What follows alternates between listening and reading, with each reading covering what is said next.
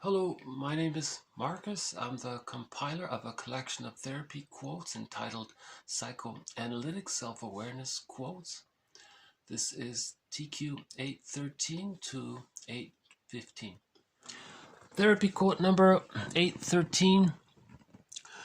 The more the artist's theme resonates with or expresses a representative developmental conflict of all people, the more likely it is that his artistic product will be popular and successful if it is also well crafted. I think his main idea here is that if some artwork represents something psychological, in particular something related to human development or child development, or the use of a defense mechanism, or something that represents maybe the healing of a developmental trauma, or um, maybe if the artwork represents um, an expression of the real self, or the capacities of the real self, um, or maybe some of the emotions around a developmental trauma.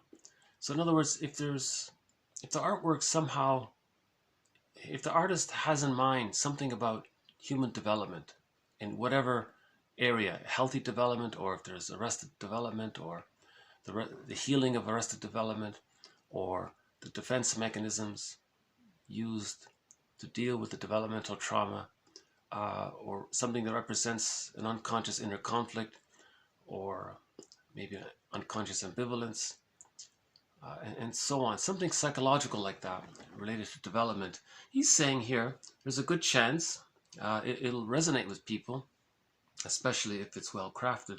The example he gave was the defense mechanism of splitting. Um, so we've had a number of videos on the defense mechanism of splitting up to this point already. It's a major theme in this series. But just very briefly, the theory is that the baby creates temporarily, he creates or she creates two images of his mother after birth. The satisfying image of the mother and the unsatisfying image of the mother. And we theorize it's almost as if the baby thinks there's two people there, because the baby can't handle the idea of the mother being unavailable or rejecting or refusing in some way. So he creates two images of his mother, and he denies the rejecting image. So that's the splitting defense mechanism, right? Now, if there's a developmental trauma during this early time in the psychic emotional realm where the splitting is still there, we can see that in fairy tales as the good fairy godmother and the bad witch, let's say. Good witch, bad witch, or something like that. Or something loving and something scary. There's a split there. So actually, Masterson gives the example of fairy tales to represent splitting. He says in some fairy tales, there's barely any mention of the good loving mother. And what you have is reference to the bad stepmother. So there's a splitting right there, right? And normally what happens is by the age of 6 months, the splits are healed. It comes together, and the child creates a realistic whole image of the mother. He sees the mother as one person, a realistic person. He doesn't unconsciously think there's some goddess or demon situation taking place. He sees the mother cognitively and emotionally and psychically in his inner world as one person. That's a major development for the child to heal the splits by the age of 6 months.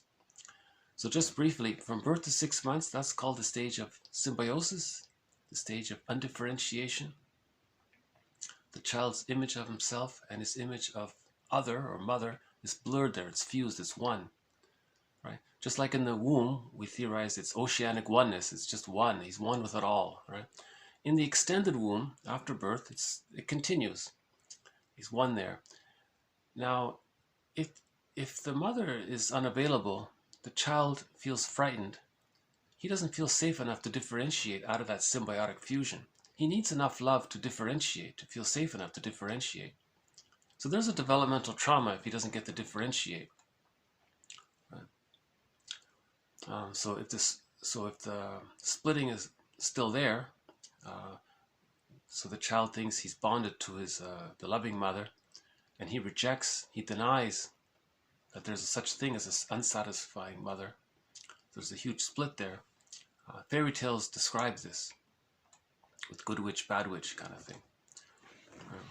So fairy tales and myths are true on the inside. Fairy tales and myths try to describe the inner world of a developmental trauma, a baby's developmental trauma, right? Because of the splitting defense mechanism. Fairy tales and myths generally have this good side, bad side situation. Okay, the baby's love with the loving side of the mother, and the baby's pain related to the rejecting side of the mother. So there's this unconscious ambivalence, but he denies one side. So that's called the splitting defense mechanism, this denial of the one side, you see. So if an artwork can depict this phenomena, you know, like a fairy tale does, good witch, bad witch, then it'll have some appeal. So anything that's if the artwork has something psychological about it, like this, he's saying it should have some appeal.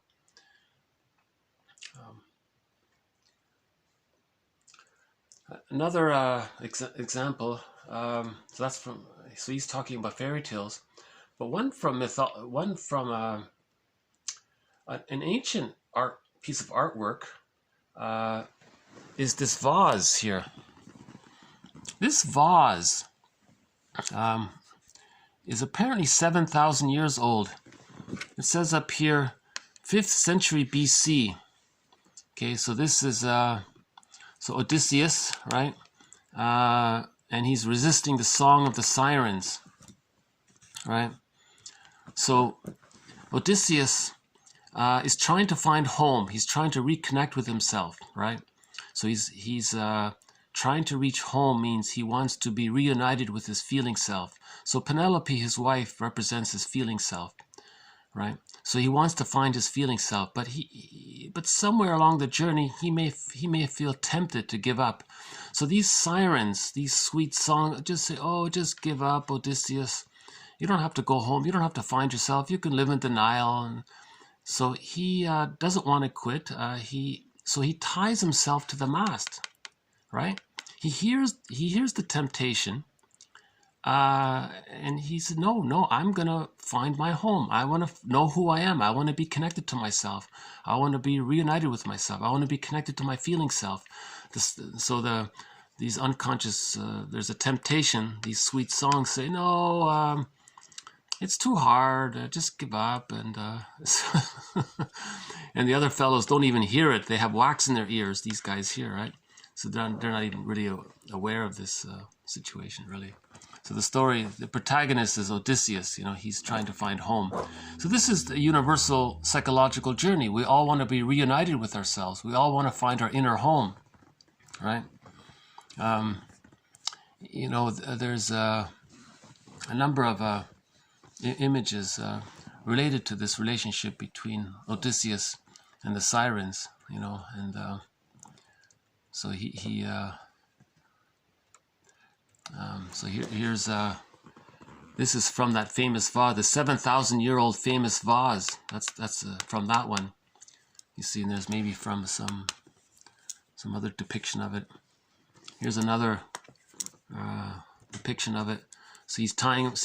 In other words, he wants to resist the temptation to give up searching for himself.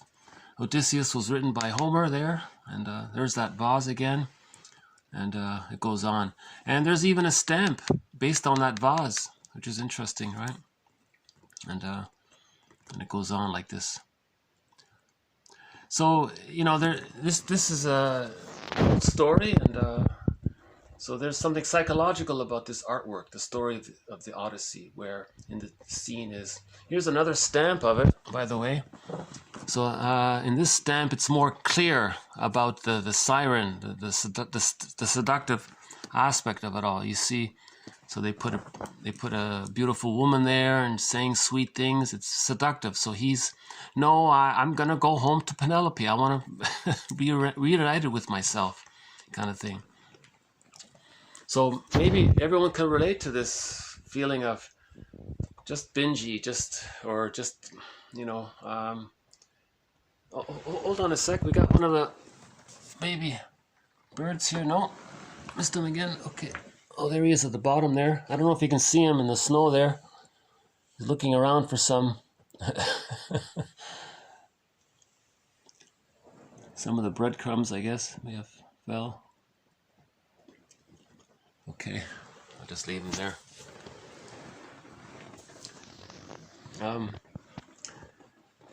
And another piece of artwork that seems quite enduring is the story of a narcissist, right? So remember, myths are true on the inside. So this image, one theory is that the character narcissist represents a self-representation. Now, in the stage of symbiosis, you see, there is his reflection in the water here at the bottom. He sees himself there. And he's transfixed, he's fused there. He doesn't leave, he's stuck there. You see? So that's the narcissistic pattern. The image of the self and the image of the other are fixed there.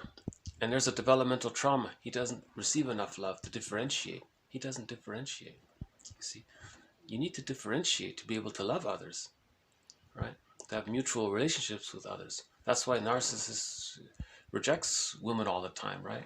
Or he's a playboy or something like that. He doesn't have close relationships. So that's the theme of the narcissist character, right? So again, the image of the self is blurred with the image of the other, the self-representation and the other representation. Now it's one there. So he's transfixed with the image of himself. It represents the image of him and his mother. It represents fusion. He's fused with himself inwardly. So the image of the other becomes a part of him, and the image of the self is a part of him. So they're fused there. So, theoretically, that image could be his mother. Who knows? But in the narcissistic pattern, a person with a narcissistic pattern, the theory is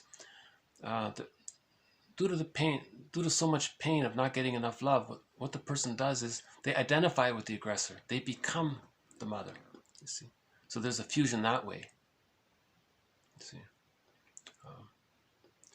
and then we've had a number of videos posted about the narcissistic pattern, various aspects of it.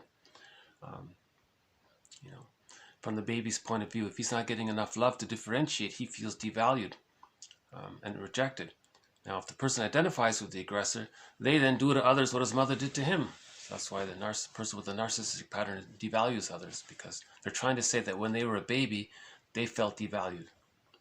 The theory is the baby feels devalued or objectified if the mother is misattuned like that. Doesn't offer enough love for him to differentiate. That's a kind of rejection. So a person with the narcissistic pattern is rejecting others, negative and pessimistic, and that kind of thing, because he's still fused there.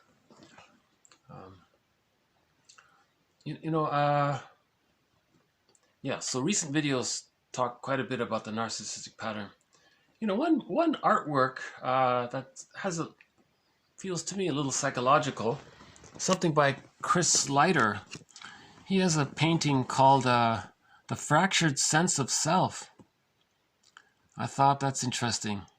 So if the person feels somehow wounded or unloved, and maybe the soul is a little fractured there. But he follows this up with a healing image. This is called the onset of realization. So in the healing process, we realize something about ourselves, and we feel a little better.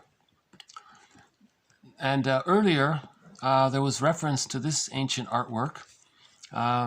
So this represents the masculine principle, the consciousness there. So the conscious ego.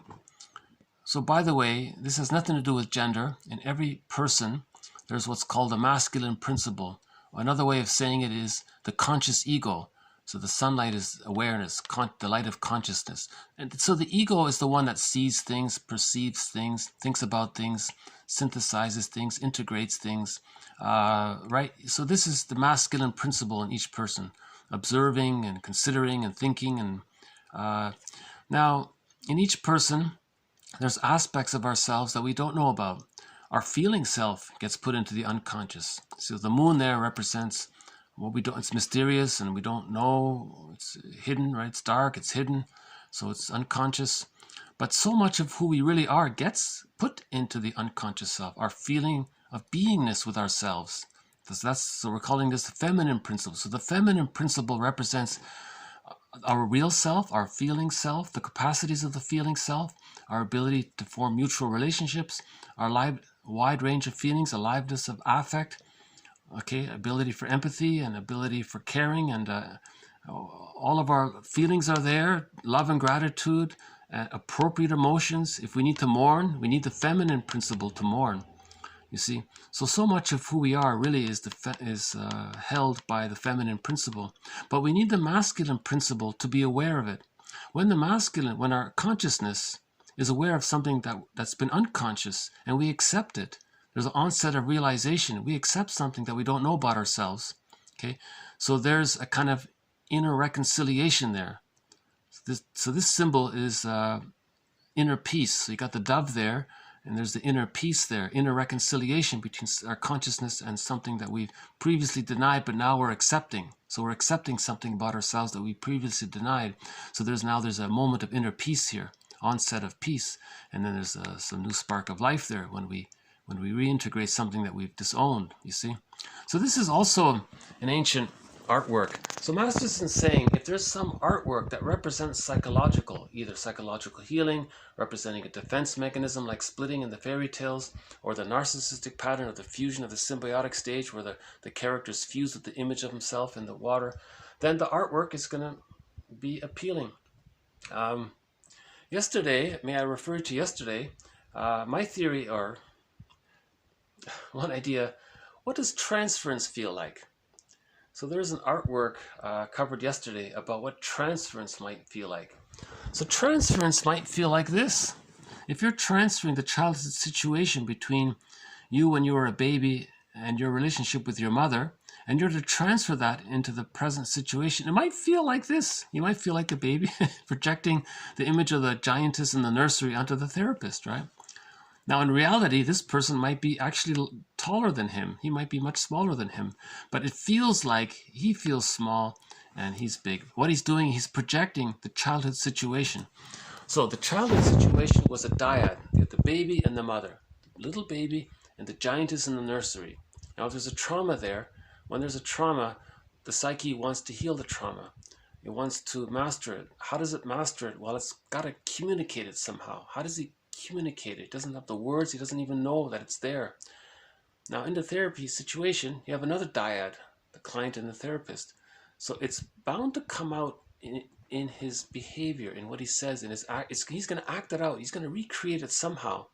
As he's recreating his childhood situation, it's as if he feels like this. It's as if he's talking about, he's behaving, he's trying to communicate the situation of when he was a baby with his mother, you see. And see, the trauma was the mother didn't see the baby as a human being with their subjectivity, with their needs. The mother objectified the child, so he wasn't seen. So now in the therapy process, the therapist is going to see the subject. He's going to see the subjectivity of his client. He's going to realize that his client is a human being with their subjectivity, with their individuality. Okay, he's going to see that. You see, when he sees that, the image will be large, right? And he'll become small again. He'll become small again.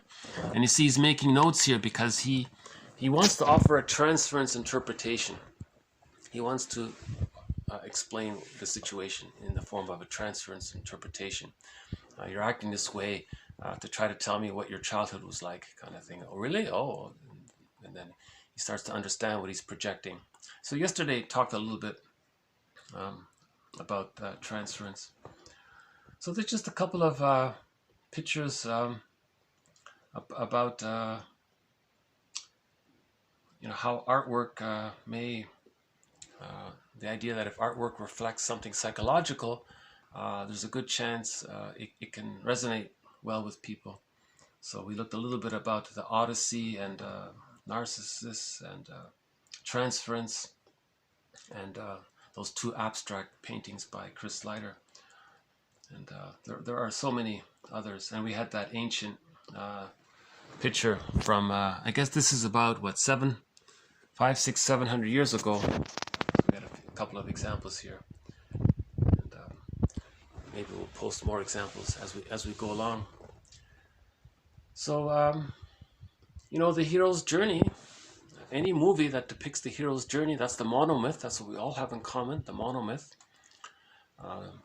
Usually these movies have 3 parts. In the first part, it's something about their daily, ordinary life, but the person feels dissatisfied. He's supposed to think about why he's dissatisfied, but he rejects it, so he refuses the call. Maybe some time later it comes up again. Maybe he has some kind of symptom of some kind, so now he really has to face it, so he's not going to refuse the call. Mead has the example of the person sees a golden feather on the ground. Does he pick it up? Or see, the golden feather represents some treasure in your unconscious, you know. So the second part of the film is the journey to face the ambivalence with the mother, usually. Right? So Robert Bly has this metaphor that by the age of 5, so much of who we are gets put into this bag that we drag behind us. Our feeling self goes into this bag. Okay, our path to achieve the psychological birth even goes into this bag. Our awareness of which defense mechanisms we're using goes into this bag. This unconscious ambivalence towards our mother goes into this bag. So much of who we are and how we responded to our childhood trauma becomes unconscious. It goes into this bag. There's a lot there in this bag, a lot of treasure in that bag. There's a lot of gold in that bag. Okay. Now this bag, a metaphor for it is the forest in the fairy tale, or the ocean in the myth. Right?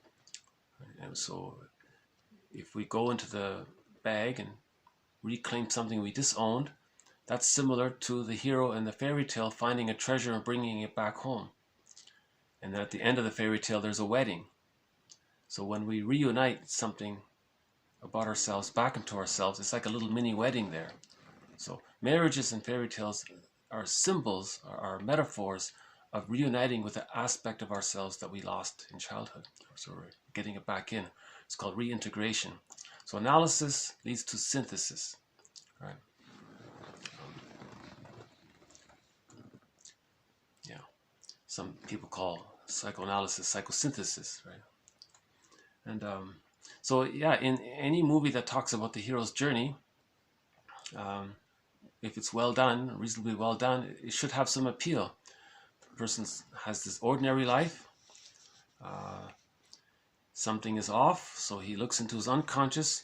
Now we're transported into some other place, some other fantastic Wizard of Oz, or in space, or some other, maybe the film switches to black and white or switches to color, or there's some change in something that shows another world. That other world is the unconscious world. So now in this unconscious world, what commonly happens is the person has to face the inner critic. Now the inner critic, okay, is one way of talking about the rejecting image of the mother. But we've denied it. We didn't even know it's there. We didn't know that there was something inside of us belittling us.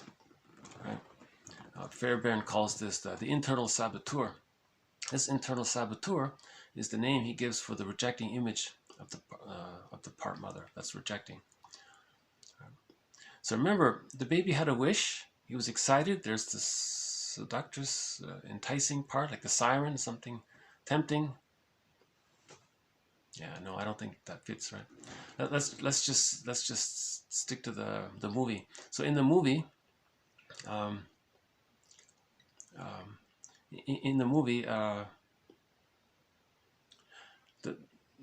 the child had a wish. It got rejected, right? Okay. So in the unconscious, this is shown, this rejecting part is shown as the inner critic or the internal saboteur. It rejects the person's wishes. So now in the movie, the person is going to face this personification of this rejecting figure. It could be a frightening animal, or it could be a scary witch, or something symbolic of something that's rejecting the person. So the person has to face this ambivalence. So usually there's some kind of dynamic there. It's meant to depict the emotionality of facing the memories of the mother rejecting the person when they were a baby. Right? So there's a lot of emotionality there. So this depicts a huge healing aspect when we face our unconscious anger towards our mothers, or the times when our mothers were unavailable to us. We're facing that anger.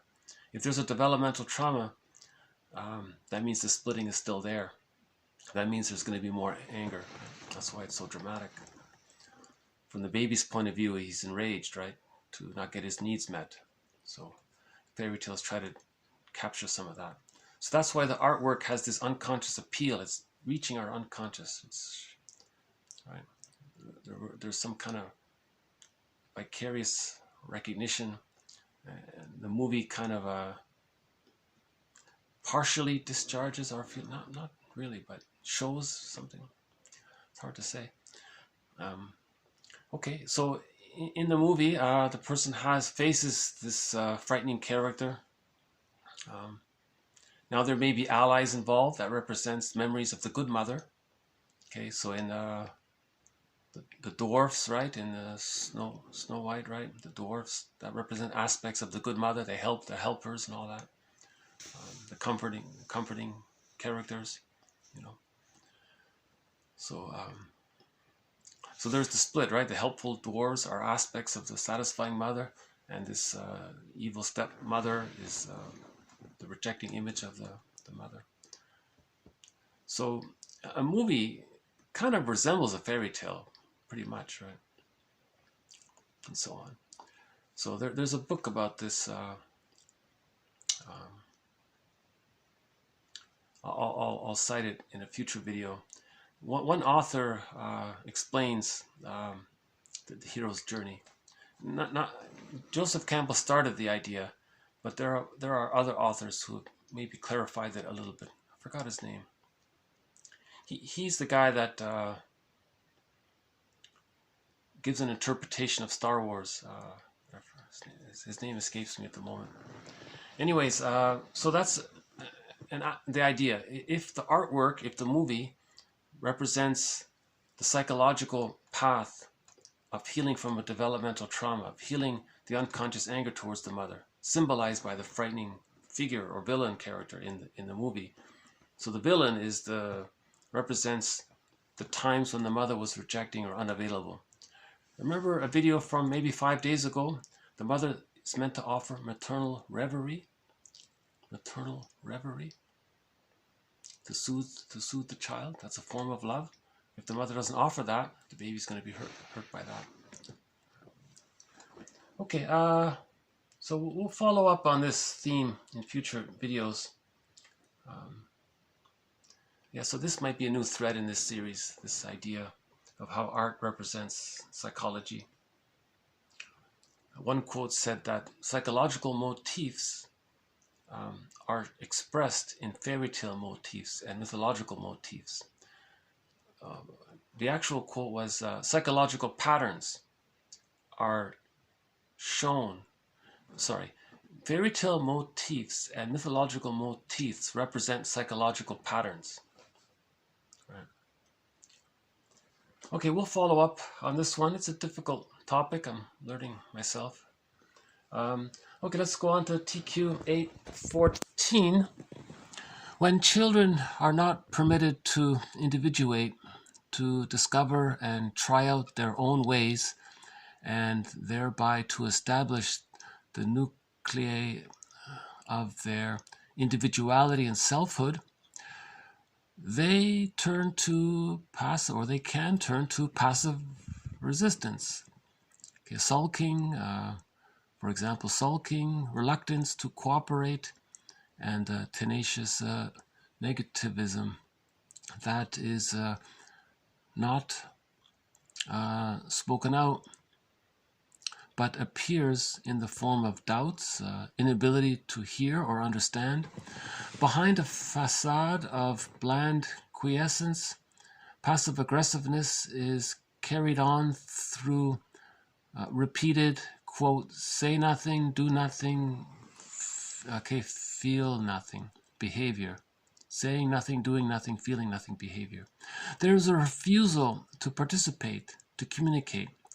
The distress which hostile passivity and the silent strike evokes is great and sensed, though not readily identified by the very persons against whom the hostile passivity is brought to bear. Passive aggressiveness often renders a social or work atmosphere inflexible and arrests humor and the quick exchange of ideas. Plans and initiative are easily brought to a standstill because the non-participation of the hostile passive resistor defeats teamwork in such subversive ways that those who are afflicted do not know what has happened to deflate their enthusiasm. Another form of passive aggressiveness is sulking. Sulking is designed to deprive others of the contributions which the angry sulker feels he or she is capable of making. At the same time, persons who sulk usually assign a great deal of omnipotence to themselves. So I thought this quote just offered a little psychological link to the idea of passive-aggressive behavior.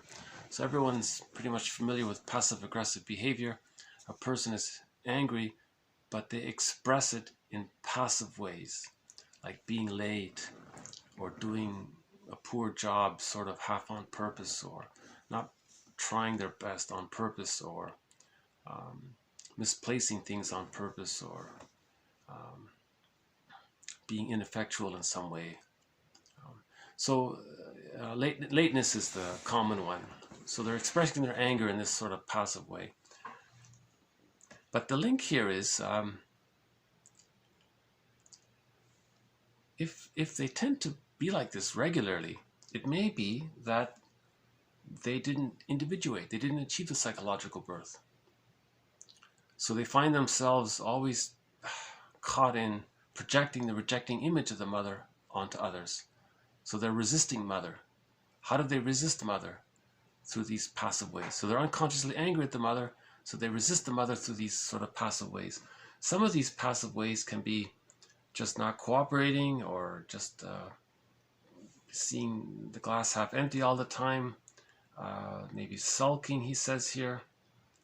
Maybe just always feeling doubtful about it or something. So they're putting up these stonewalling kind of tactics, I guess. Doesn't want to participate, calls it here a silent strike of some kind.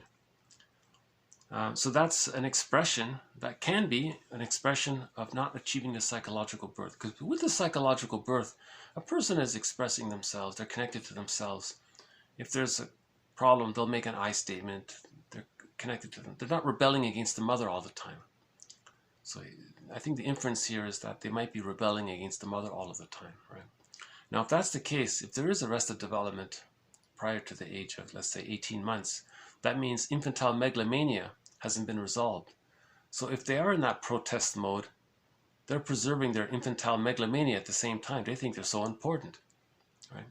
So they're refusing to cooperate, and at the same time, they think their ideas are so wonderful, but they're not sharing it because they're angry. So just a little link there about passive-aggressive behavior. That it could be, it might reflect, it doesn't have to be, but it might reflect the psychological incompleteness of achieving the psychological birth. And B, it could be a sign of that the person is holding on to their omnipotence, right? Kind of thing.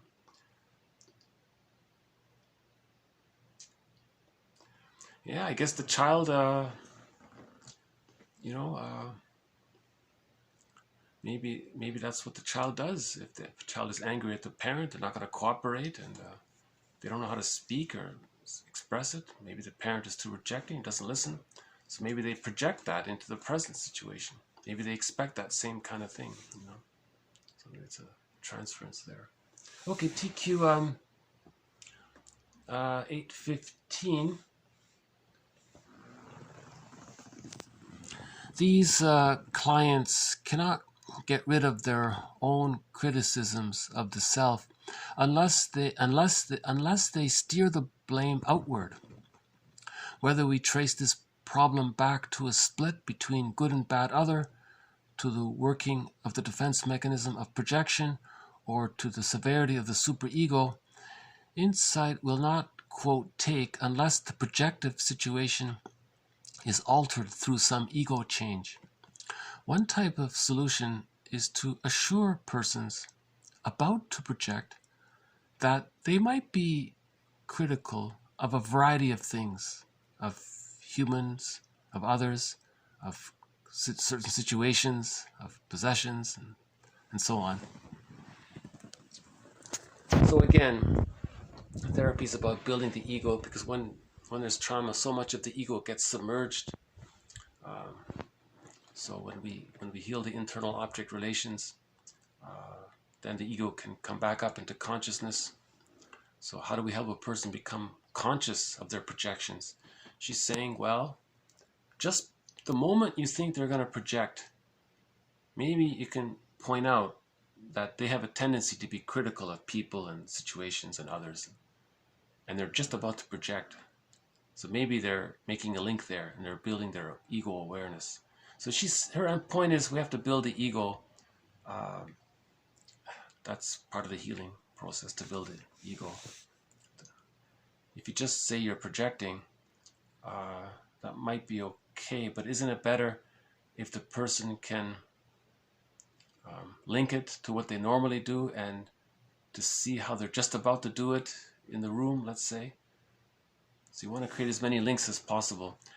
Usually an interpretation links what's happening in the here and now with the client, how that resembles what regularly occurs in the person's current life, and how both of these two link up with what they learned in childhood, how it was just like in childhood, such and such happened. Right? So the person does this in their regular life, just like in childhood, just like now in the room, in the here and now. Kind of try to link all three. That's the idea of ego repair.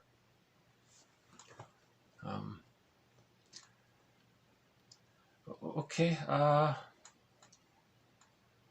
think I had one. I think there's one other one here. Yeah, there's another one here about just a brief one. Meditation, a sense of being in touch moment after moment, a sustained openness to the present. So there have been no quotes really on meditation so far, so this might be the first quote on it. But I'm linking this to Paul Gray's theory. Paul Gray had the theory, if you're aware of the moments to moments within, at what moment do you engage in a defense mechanism? If you can catch that moment, you're building awareness, and you're not caught in the repetition compulsion of always repeating it. If you can maybe pause and notice it. So meditation, a sense of being in touch moment after moment, a sustained openness to the present, a sustained openness to the present. So what's going on in the now? Okay. The moment he's going to engage in a defense mechanism, at least notice it, at least be aware of it, and then he can think about it. Oh, he's using a defense mechanism. Where did he learn this defense mechanism? Okay, what do we know about this defense mechanism? Can we do some research on this defense mechanism? Okay, if it's emotional eating, let's look up emotional eating. Right?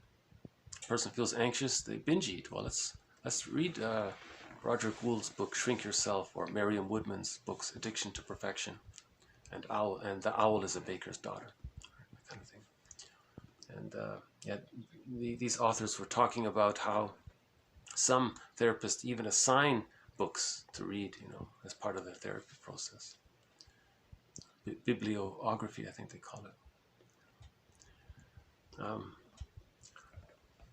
So Paul Gray says that the therapist sees how the person is feeling while they're talking, and at the moment they cut off the feeling, you notice that moment and point it out to them. So I guess he would say something like, you were talking about this, it seemed important to you, I felt like you were feeling that it was important to you, and there was this moment when you suddenly changed the topic to something unrelated, and the person might say, well, I was afraid to talk further. Why? Okay, usually the result is they're afraid they're going to be criticized. They're going to project the rejecting image of the mother onto the therapist. So the therapist, because he notices this and is going to remind the person that he's the therapist, he's not the mother. So now he may continue with what he was saying, and he may reach something he never felt before. And that would be a huge relief. Right? So that practice of the therapist noticing, it's called the ego defense. Right? So first, you allow the feelings. At what moment does the ego engage in a defense mechanism? You notice that. Now, self-meditate. Now, let's say the person does this for himself. That's a form of internal noticing. That's a form of meditation. At what moment does the ego get the person to use a defense mechanism? So maybe we'll have more quotes. There's so much material on meditation. I don't think this is really going to be a thread here.